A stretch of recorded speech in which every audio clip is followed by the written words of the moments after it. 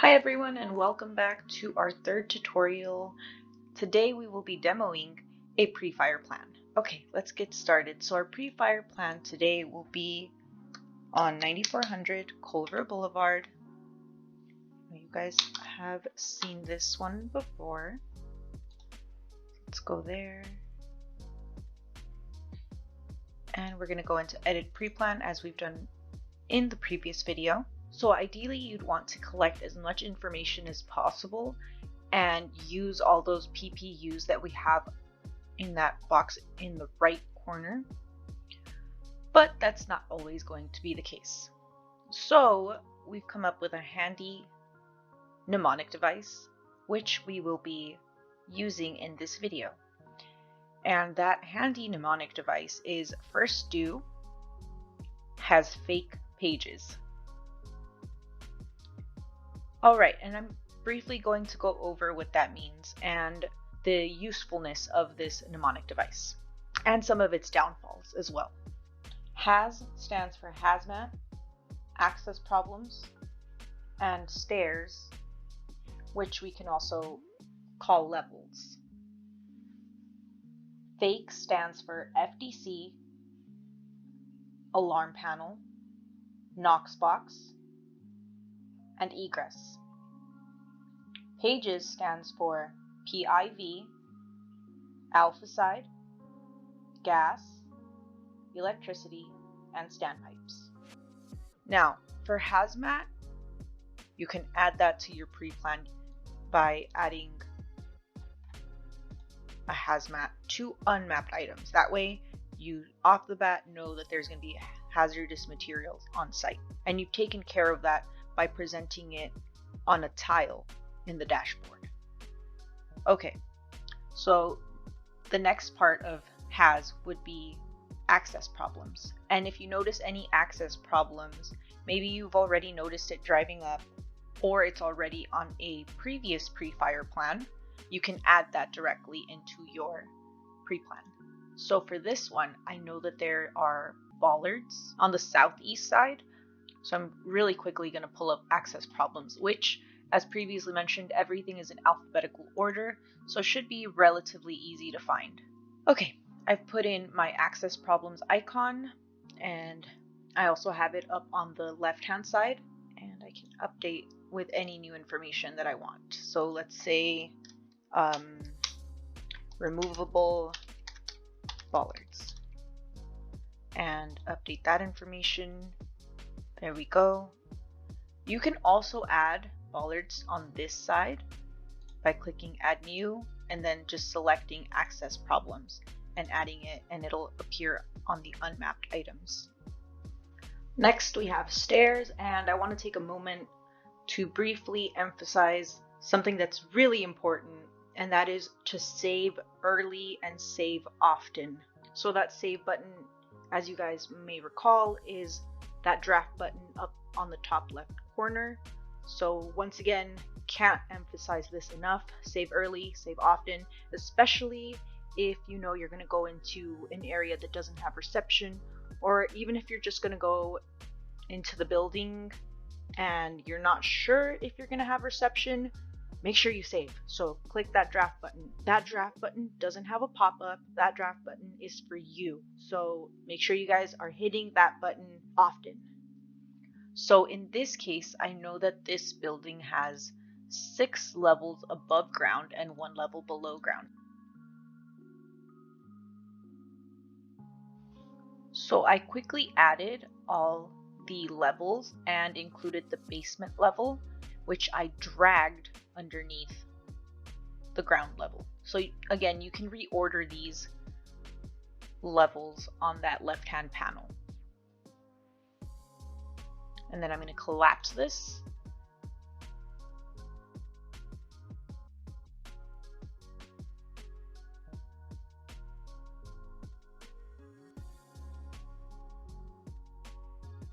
And we're quickly going to edit the stairways so we know which levels they cover.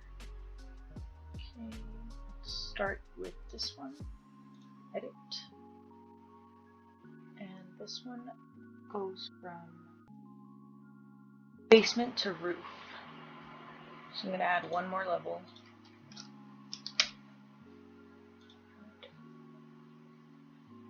If you're using the computer, and that'll select all of them, or if you need to select only certain levels, you can hit Control and that'll allow you to select some weird assortment of levels.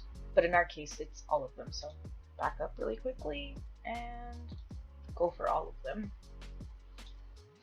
Okay, so we have all of them now selected. Moving on, we're going to do the same thing to all the rest of the stairs.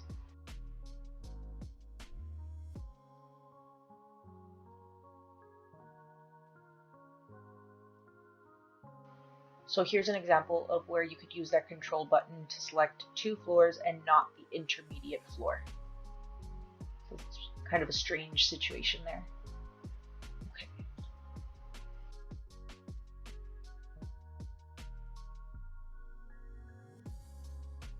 Okay, so we've added all that information to the stairwells or stairways, and we're able to move forward. Okay, so what's next? FAKE, which stands for FDC, Alarm Panel, Knox Box, and Egress points.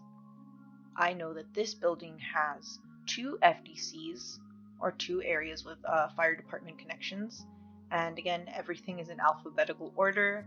Hopefully that helps out. Grab those and put them where they seem to be, and really quickly going to inspect that using my little pegman and street view. So as you can see, we have the FDC, and I'm just going to drag that over to the right location. So one thing that you want to be aware of is that dragging an icon from right to left is perfectly fine, but you should not drag it up and down. So what I mean is dragging it across the x-axis is fine, but dragging it across the y-axis completely changes the location. So if, for example, if you wanted it to be really close to that FDC, like right where the building is, that looks great right here. But if I leave street view and go back to aerial view, you'll see that now it's in a completely different location. So again, you want to be able to move it on the x-axis, but not the y. So left, right, okay, up, down, no, don't do it. You're going to end up with some really funny locations. So right there looks good. I'm going to go back out. Looks good. So for the other one, I'm going to do the same thing, and you can stay in street view for this the whole time if you're comfortable with that, but sometimes I like to check my work. Okay, so that looks good to me. I'm going to go ahead and go back to aerial view. That looks really good. And if you have any additional data, you can add it on the side. And for example, this FDC I know is a wet FDC. I'm going to put it down here and update, and then for this one I know that this is dry, and I know this because I'm looking at a pre-fire plan that was made previously. Okay, so that's all set. Next is alarm panel, and for us I do see an alarm panel, so I'm going to add that, and that's going to be relatively close to that FDC connection. Okay, there you go. The Knox box. Does this location have a Knox box? And I said Knox box, and it should be somewhere around here. So just going to add that there. This I won't have a very good view of since it's not on an actual street, but you can always try and see if you're able to observe any Knox box, which I can't, so I'm just going to leave it there. That looks good. Okay, what's next? Egress, points of egress. This is important, and I'm going to just put egress icons over the areas that were previously marked as access points in previous pre-fire plans. Okay, so let's get started. That would be here.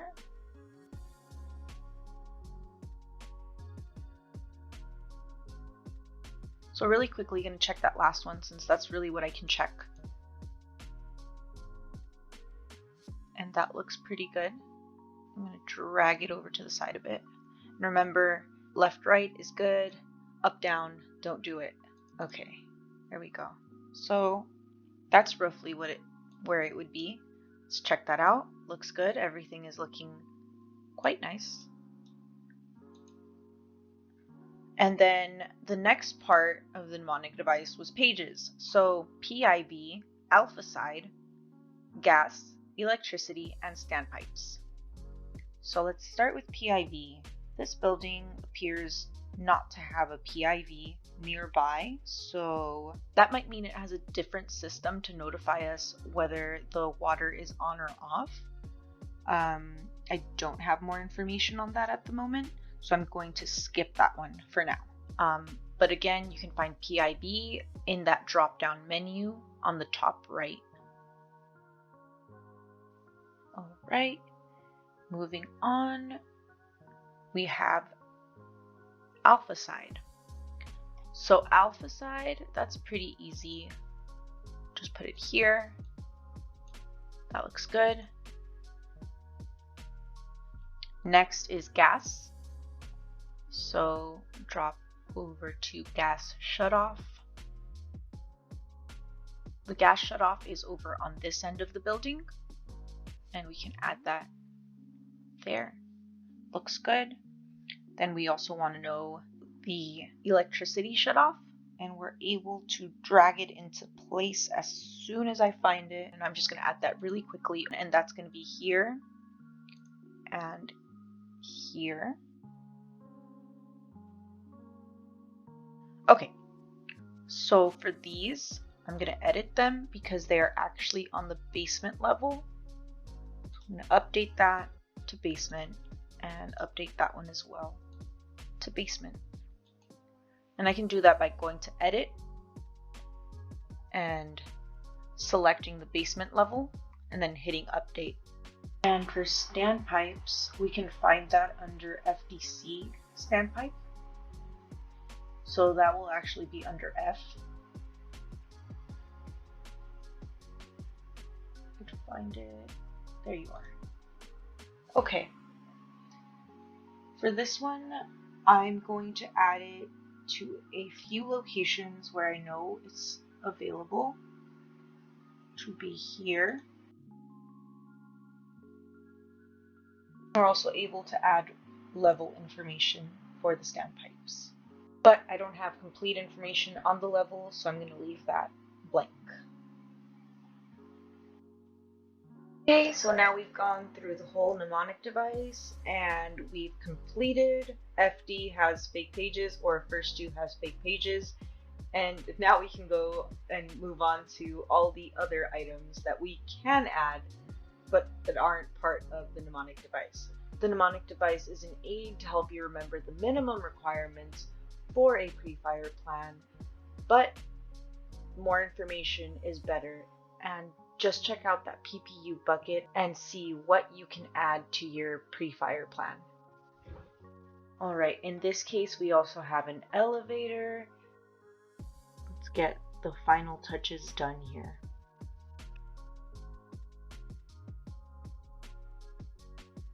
So this elevator goes from the basement to the roof. So we can add it from basement to roof, but I'm going to add it from basement to 6th floor because I know that the control room is going to be on the roof. So I'm going to add the control room to the top. Go back, elevator room, and add that to the roof. We also have a water shutoff.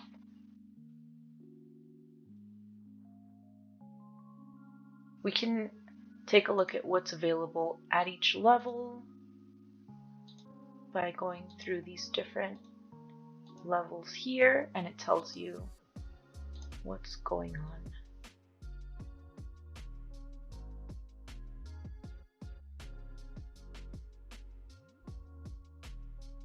That was it for this video.